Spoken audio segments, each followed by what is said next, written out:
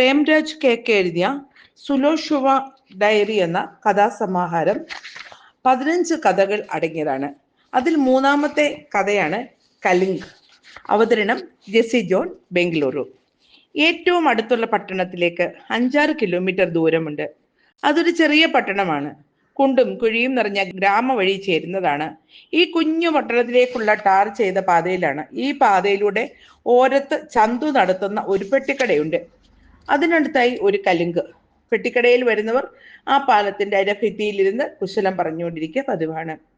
വീട്ടിൽ നിന്ന് ഉണ്ടാക്കിക്കൊണ്ടുവരുന്ന ചായ ഫ്ലാസ്കിന്റെ മണ്ടയിൽ അമുക്കി കടലാസ് കപ്പിൽ പകർന്നു കിട്ടിയാൽ ആളുകൾ അതും എടുത്ത് കലിങ്ങിന്റെ അരഭിത്തിയിൽ ചെന്നിരുന്ന് കുടിക്കും.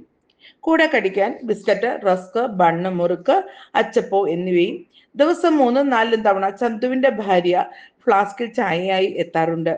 ചിലപ്പോഴൊക്കെ ഉണ്ണിയപ്പമോ ഇലയടയോ ഉണ്ടാക്കിക്കൊണ്ടുവരും. അയാൾക്ക് കടയിൽ തന്നെ ചായ ഉണ്ടാക്കാനുള്ള സൗകര്യം ഇല്ലാത്തതിനാലാണ് ഈ ഒരു പദ്ധതിയാണ് അവർ അവലംബിച്ചിരിക്കുന്നത്.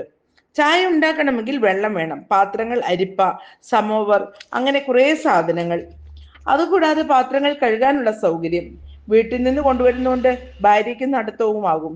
ഒരു ഫ്ലാസ്ക് വീട്ടിൽ പോകുമ്പോൾ മറ്റൊരു ഫ്ലാസ്ക് കടയിൽ കയറിയിരിക്കും. അതാണ് പതിവ്. ചില രാജ്യങ്ങളിൽ വിനോദ സഞ്ചാരത്തിന്റെ ഭാഗമായി കുന്നിൻപുറത്തേക്ക് കമ്പിയിൽ തൂങ്ങിപ്പോകുന്ന ഗൊണ്ടോളകൾ പോലെ ഒന്ന് പോകുമ്പോൾ മറ്റൊന്ന് വരുന്നു. അതുകൊണ്ട് തന്നെ കടയിൽ കോഫിയോ മധുരമില്ലാത്ത ചായയോ മറ്റോ കൊടുക്കാനുള്ള നിർവാഹമില്ല. പിന്നെ മിക്കവരും വരുന്നത് പുകയ്ക്കാനാണ് എന്നതൊരു പരമാർത്ഥം. ചിലർ പെട്ടിക്കടയുടെ പുറകുവശത്തേക്ക് മാറി നിന്നുകൊണ്ട് പുകയ്ക്കും. ചുരുട്ട് വലിക്കുന്ന അമ്മാവന്മാർ കലിങ്ങിന്റെ മുകളിൽ കയറിയിരുന്ന് തന്നെ പുക വിടും. ഞങ്ങളോട് ചോദിക്കാൻ ആരുണ്ട് എന്ന നോട്ടവുമായി. വൈകുന്നേരം 8 മണി കഴിഞ്ഞാൽ അല്പം ബഹളവും ഒച്ചപ്പാടും ഉണ്ടാകാറുണ്ട്. ചില ആളുകൾ അകത്തെ ദ്രവരാക്ഷസ കയറി കഴിഞ്ഞാൽ അകത്തുള്ള രാക്ഷസൻ പുറത്തേക്ക് ചാടുന്നതാവാം. ഈ പെട്ടിക്കടയാണ് ഈ ചെറുനഗരത്തിലേക്കുള്ള വാതിൽ എന്ന് പറയാം. ഉദയസൂര്യന്റെ നാട് ജപ്പാൻ എന്നതുപോലെ. കാരണം ഇവിടെ നിന്നും കടകൾ തുടങ്ങിയായി, ചെറുതും വലുതുമായ കെട്ടിടങ്ങൾ. അതിൽ ആദ്യത്തെ കട ഒരു പലചരക്ക് കടയാണ്, കൃഷ്ണപ്പ ആൻഡ് സൺസ്. പണ്ട് മംഗലാപുരത്തു നിന്നും കുടിയേറി വന്ന ആളാണ് കൃഷ്ണപ്പ. അയാളുടെ മകനാണ് ഇന്നത്തെ തലമുറയിലെ ലക്ഷ്മണൻ. ഇപ്പോൾ അയാൾക്ക് പ്രായം 60 കഴിഞ്ഞു. ഈ കലുങ്കിന്റെ ഭിത്തിയിൽ ചില ദിവസങ്ങളിൽ ചില അക്കങ്ങൾ കണ്ടുവരാറുണ്ട്. ഒരു വ്യവസ്ഥയോ ക്രമമോ ഇല്ലാത്ത രീതിയിലുള്ള അക്കങ്ങൾ. അവ എല്ലാ ദിവസവും കാണപ്പെടാറില്ല. ആഴ്ചയിൽ 3-4 തവണ. കലിങ്ങിന്റെ ഭിത്തിയിലിരുന്ന ആളുകൾ കാലുകൾ ആട്ടുന്നത് കൊണ്ട് പലപ്പോഴും ചോക്ക് കൊണ്ടെഴുതിയ അക്കങ്ങൾ ചെറുതായി മാഞ്ഞു പോയതായും കാണാം.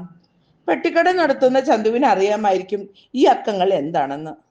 അയാൾ പറഞ്ഞത് ഇങ്ങനെയാണ്: ആരോ എന്തോ എഴുതുന്നു, അതിൽ നമുക്ക് എന്ത് കാര്യം? അത് നമ്മളെ കടിക്കാനൊന്നും വരുന്നില്ലല്ലോ. അങ്ങനെ പറഞ്ഞാലും ആ ചോദിച്ച ആളെ ഇടം കണ്ണിട്ട് അയാൾ നോക്കും. എന്നിട്ട് തന്റെ ജോലിയിൽ ശ്രദ്ധിക്കും. നഗരത്തിന്റെ കവാടം പോലെയുള്ള ഈ പെട്ടിക്കട അതിരാവിലെ തുറക്കുകയും രാത്രി നേരം വൈകി അടയ്ക്കുന്നതിനിടയിൽ ആരും കാണാതെയാവില്ല ഇവിടെ അക്കങ്ങൾ പതിയുന്നത്. കൃഷ്ണപ്പയുടെ മകനൻ ലക്ഷ്മണൻ നടത്തുന്ന പലചരക്കയുടെ മുമ്പിൽ നിന്നാൽ ഈ പെട്ടിക്കട കാണാം. കലിങ്ങിന്റെ മുകളിൽ ഇരിക്കുന്നവരെയും കാണാം. എന്നാൽ പെട്ടിക്കടയുടെ പുറകിൽ നിൽക്കുന്നവരെ കാണാനൊക്കില്ല. ലക്ഷ്മണൻ കടയുടെ മുന്നിൽ ഇരിക്കുന്നത് വരാന്തയിൽ തന്നെയാണ്. കട തുറന്നാൽ ആദ്യം ചെയ്യുന്നത് കടയ്ക്കകത്ത് നിന്ന് മേശയും കസാരയും വരാന്തയിൽ കൊണ്ടിടുക എന്നാണ്. 80കളിൽ കൊളംബോ റേഡിയോ നിലത്തിലേക്ക് ജോലി കിട്ടിപ്പോകുമ്പോൾ ലക്ഷ്മണൻ അവിടെ തന്നെ ജീവിതകാലം മുഴുവൻ കഴിച്ചുകൂട്ടാം എന്നൊന്നും കരുതിയിട്ടില്ല. താനൊരു റേഡിയോ വയർലെസ് ടെക്നീഷ്യൻ ആയതുകൊണ്ട് അതേ മേഖലയിലുള്ള ജോലി പ്രതീക്ഷിച്ചു. ആഗ്രഹപ്രകാരം ജോലി കിട്ടിയത് സിലോൺ ബ്രോഡ്കാസ്റ്റിൽ കോർപ്പറേഷനിൽ. നാട്ടിൽ തന്നെ റേഡിയോയും ടേപ്പ് റിക്കാർഡും റിപ്പയർ ചെയ്ത് എത്ര കാലം ജീവിക്കും? അതിനാൽ കിട്ടിയ ജോലി കളയാതെ സിലോണിലേക്ക് തിരിച്ചു. അച്ഛന്റെ കടയുടെ അടുത്ത് പെട്ടിക്കട നടത്തുന്ന കൂട്ടുകാരനും സർവോപരി അയൽവാസിയുമായ ചന്തു കൊച്ചുവരെ ലക്ഷ്മണനെ അനുഗമിക്കുകയുണ്ടായി. റേഡിയോ സ്റ്റേഷനിൽ ജോലിക്ക് കയറി ചുറ്റുപാടുമൊക്കെ പെട്ടെന്ന് പരിചയമായി. അവിടെ മലയാളിയായി വേറെയും ചിലർ ഉണ്ടായിരുന്നു. എന്നാൽ അയാളുടെ വകുപ്പിൽ അയാൾ മാത്രമായിരുന്നു മലയാളിയായിട്ട്. പിന്നെ തമിഴ്നാട്ടിൽ നിന്നുള്ളവർ, തദ്ദേശീയരും. ജാഫ്ന നഗരത്തിൽ നിന്നും 4-5 കിലോമീറ്റർ ദൂരെയുള്ള നാച്ചിമർ കോവിലിൽ നിന്നും കിഴക്കുമാറി താമസിക്കുണ്ടായിരുന്ന സിംഹള പെൺകുട്ടിയുമായി ലക്ഷ്മണൻ എങ്ങനെ പരിചയപ്പെട്ടു എന്നറിയില്ല. കാമാക്ഷി അമ്മാളിനെ തൊഴാൻ നാച്ചിമാർ കോവിലിൽ പോയപ്പോഴാണ് ലക്ഷ്മണൻ സുന്ദരിയായ സാവിയെ കണ്ടത്. ഒരു ശാലീനിയായ തമിഴ് പെൺകുട്ടി എന്നാണ് ആദ്യം അയാൾ കരുതിയത്. പരിചയം പ്രണയമാകാൻ അധികം താമസമുണ്ടായില്ല. സിലോൺ ബ്രോഡ്കാസ്റ്റിംഗിൽ കോർപ്പറേഷന്റെ ക്വാർട്ടേഴ്സിൽ നിന്നും അധികം ദൂരമില്ല ഈ കോവിലേക്ക്. ഒരു പഴയ കോവിലാണത്. തന്നിലെ ദൈവവിശ്വാസവും പ്രണയവും കൂടി കലർന്നപ്പോൾ കോവിലിൽ പോകുന്നത് മുടക്കമില്ലാതെ തുടർന്നു. ഒരു നാടക കലാകാരിയായിരുന്ന അവൾ ഏതോ ഒരു സമിതിയുടെ കൂടെ ചേർന്ന് സർക്കാരിനെതിരെയും സമൂഹത്തിലെ ദുഷിച്ച പ്രവണതകളെയും ആക്രമണത്തെയും എതിർത്തും തെരുവുകളിൽ നാടകം അവതരിപ്പിച്ചിരുന്നു. അതേ തുടർന്ന് അവരുടെ കൂട്ടത്തെ തുരത്താൻ സർക്കാർ തീരുമാനിച്ചു. അങ്ങനെ തമിഴ് പുലികളെ തുരത്താൻ തുടങ്ങിയപ്പോൾ സാവ്യയ്ക്ക് അവിടെ താമസിക്കാൻ കഴിയാത്ത അവസ്ഥയായി.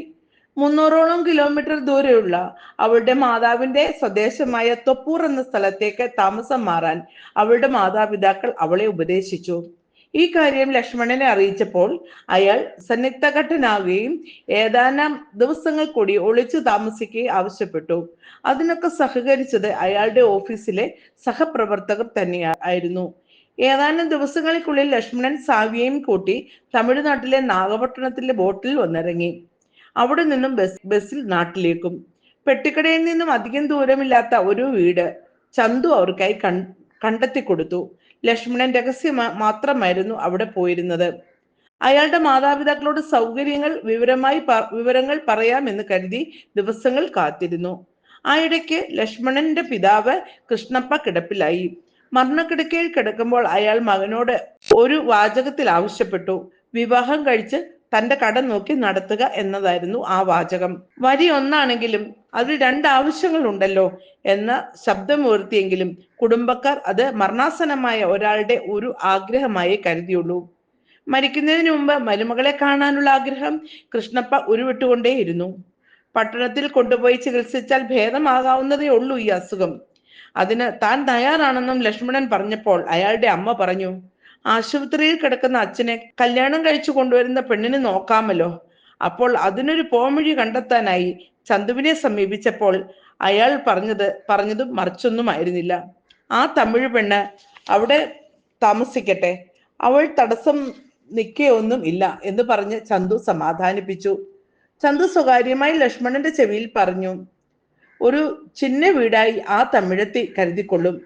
ലക്ഷ്മണൻ അയാൾക്കൊരു തള്ളു കൊടുത്തു. അവൾ തമിഴത്തിയല്ല, സിംഹളക്കാരിയാണ്. അവൾ അതറിഞ്ഞാൽ അരിഞ്ഞു വീഴ്ത്തും. അകന്ന ബന്ധത്തിൽപ്പെട്ട ഒരു പെണ്ണിനെ അമ്മ തന്നെ കണ്ടെത്തുകയും ലക്ഷ്മണനെ വിവാഹം ചെയ്യിപ്പിക്കുകയും ചെയ്തു.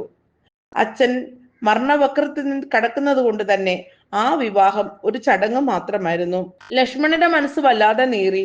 ഒരു പെണ്ണിനെ സ്നേഹിക്കുകയും അതും അന്യദേശക്കാരി അവളെ കൂടെ കൂട്ടിക്കൊണ്ടുവന്നു. പിന്നീട് വേറൊരാളെ ജീവിത പങ്കാളിയാക്കുകയും ചെയ്യുക. താൻ വലിയൊരു അപരാധമാണ് ചെയ്തത്. ഇതിന് മാപ്പില്ല.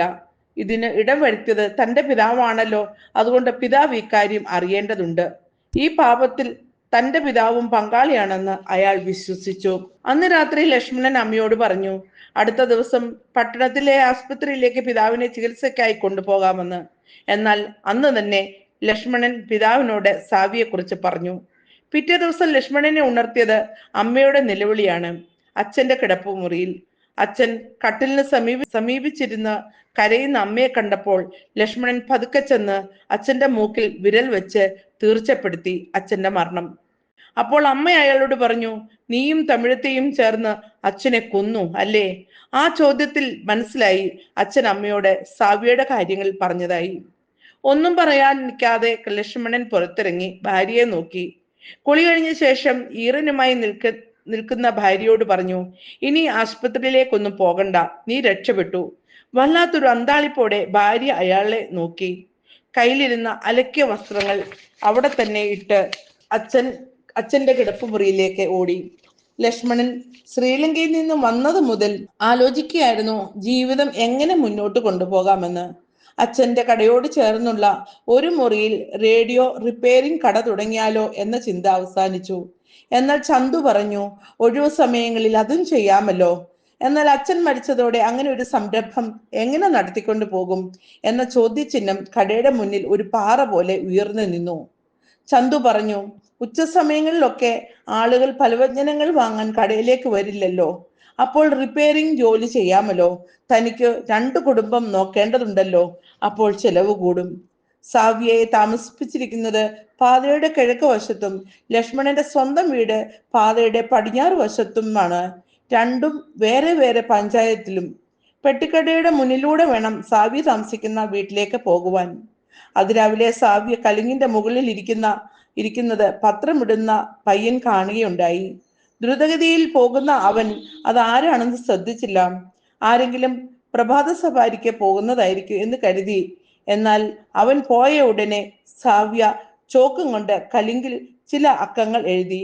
1, 4, 5, 0. കടയടച്ച് വീട്ടിൽ ചെല്ലുമ്പോൾ നേരം നന്നേ വൈകും. അപ്പോഴേക്കും അയാളുടെ അമ്മ കിടന്നിട്ടുണ്ടാവും. അതുകൊണ്ട് തന്നെ അമ്മയുമായി സംസാരിക്കാനൊന്നും ലക്ഷ്മണൻ സമയം കിട്ടാറില്ല. ലക്ഷ്മണൻ എന്നും രാത്രി കടയടച്ച് സ്വന്തം വീട്ടിലേക്ക് പോകുന്നതിന് മുമ്പ് സാവ്യയുടെ വീട്ടിലേക്ക് പോകാറുണ്ട്. ചെല്ലുമ്പോൾ കയ്യിൽ ഒരു സഞ്ചി ഉണ്ടാകും. പോകുമ്പോൾ കലിങ്ങിന്റെ ഭിത്തിയിലുള്ള അക്കങ്ങൾ മായ്ച്ചു കളയും. എന്നിട്ട് ചന്തുവിനോട് യാത്ര പറയുമ്പോൾ ചന്തു പെട്ടിക്കടയുടെ മുന്നിൽ നിരത്തി വെച്ച ഭരണികൾ ഓരോന്നായി എടുത്ത് കടയ്ക്കകത്ത് വെക്കാൻ തുടങ്ങും. സാവ്യയുടെ അടുക്കള ചുമരിൽ ചോക്ക് കൊണ്ട് എഴുതിയിരിക്കുന്ന അക്കങ്ങളും അവയ്ക്ക് നേരെ തമിഴിൽ എഴുതിയിരിക്കുന്നവയും മാഞ്ഞു തുടങ്ങിയിരിക്കുന്നു. ഈ ലിസ്റ്റിൽ ഉൾപ്പെടാത്ത ആവശ്യങ്ങൾ രാത്രിയിൽ നേരിട്ട് പറയുകയും ചെയ്യുന്നുണ്ടായിരുന്നു. ശ്രീലങ്കയിൽ നിന്നും കൂടെ പോന്ന ഒരു പാവം പെണ്ണ് തൻ്റെ നാട്ടിലേക്ക് കൂടെ വന്ന് ഒരു വിളിപ്പാടകലെ ആരോരുമില്ലാത്തവളെ പോലെ താമസിക്കുകയും അവളിൽ വളരുന്ന കുഞ്ഞിന് ശാരീരിക വൈകല്യങ്ങൾ ഉണ്ടാകുമെന്ന് ലക്ഷ്മണൻ പ്രതീക്ഷിച്ചിരുന്നില്ല. പിന്നീട് കുഞ്ഞു മാനസികമായും ശാരീരികമായോ വൈകല്യങ്ങളോടെ പിറന്നതോടെ സാവ്യയ്ക്ക് വീടിന് പുറത്തേക്ക് പോകുന്നത് ആലോചിക്കാൻ കൂടി വയ്യാത്ത പരിതസ്ഥിതിയായി. ആ കുഞ്ഞ് എഴുന്നേറ്റ് നിന്ന് ചുവരിലെ ആ ലിസ്റ്റ് മായ്ച്ചു കളയുന്നത് എങ്ങനെ? 1 അരി, 2 തുവരപ്പരിപ്പ്, 3 ചെറുപയർ, 4 കടുക്, മല്ലി, ജീരകം, 5 പഞ്ചസാര, 6 ഉപ്പ്, 7 മസാലപ്പൊടികൾ, 8 ഉണക്കമുളക്, 9 എണ്ണ, 0 പച്ചക്കറി. നന്ദി.